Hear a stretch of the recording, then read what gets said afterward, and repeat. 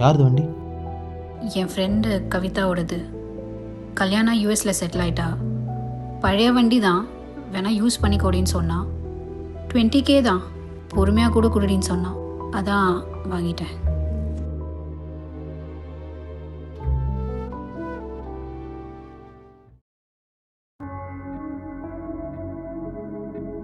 வண்டி 20,000 போகுமே சார்.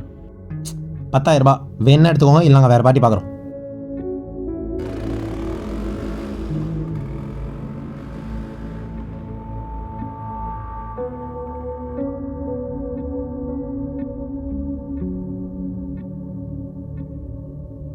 பஸ்லேயே போ.